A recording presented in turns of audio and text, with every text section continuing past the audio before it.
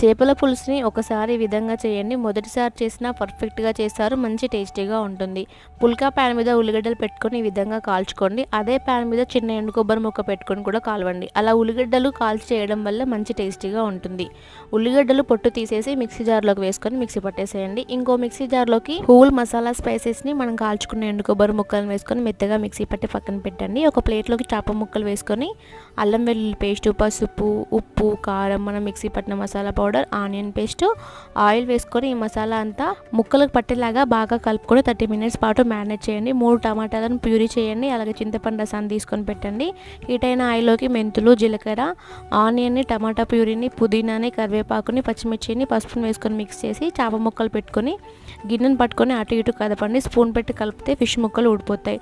తర్వాత చింతపండు రసాన్ని, జీలకర్ర మెంతి పౌడర్ని, గరం మసాలాను వేసుకొని మూత పెట్టేసి ఉడికించండి. ఫుల్ వీడియో యూట్యూబ్ ఛానల్లో ఉంది, వెళ్ళి చూడండి.